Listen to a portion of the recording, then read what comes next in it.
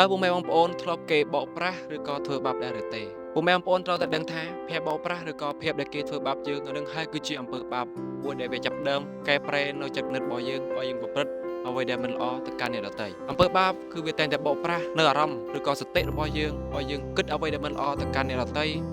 ឲ្យយើងធ្វើអ្វីមួយដែលមិនបានគិតពិចារណាមុនចឹងហើយតើព្រះយេស៊ូវទ្រង់បានបង្រៀនដល់យើងទាំងអស់គ្នាថានៅពេលដែលយើងធ្វើអ្វីមួយចូលយើងនឹកចាំថាព្រះអង្គទ្រង់តែងតែនៅក្បែរយើងនៅពេលដែលយើងធ្វើអ្វីមួយគឺព្រះអង្គទ្រង់តែងតែផ្ដល់នូវគំនិតប្រាជ្ញាដល់យើងនៅពេលដែលយើងសូមពីទ្រង់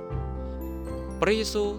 ទ្រង់សប្បាយចិត្តនៅពេលដែលឃើញកូនរបស់ទ្រង់សូមនៅប្រាជ្ញាសូមនៅកម្លាំងកាយពីទ្រង់ដើម្បីនឹងបំពេញនូវកិច្ចការងាររបស់ទ្រង់ដើម្បីយកឈ្នះនៅអំពើបាបដែលវាតែងតែបោកប្រាស់នៅចិត្តគំនិតរបស់យើងអំពើបាបគឺកើតចេញពីសេចក្តីល្បួង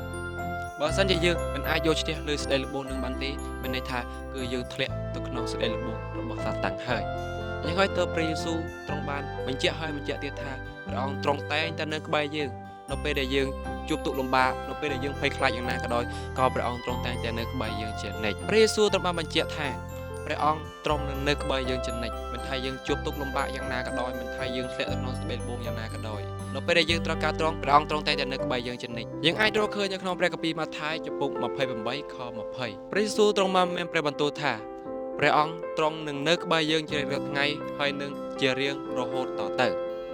នេះហើយគឺជាព្រះគម្ពីរមួយដែលបញ្ជាក់ឲ្យយើងដឹងថាព្រះអង្គគឺទ្រង់តែងតែនៅក្បែរយើងអញ្ចឹងហើយវីដេអូថ្ងៃនេះគឺខ្ញុំមានតែប៉ុណ្្នឹងឯងហើយខ្ញុំសូមអរគុណដល់ពុកម៉ែបងប្អូនអរគ្នាសម្រាប់ចំណាយពេលវេលាស្ដាប់នៅវីដេអូមួយនេះខ្ញុំសូមអរគុណនិងសូមជម្រាបលា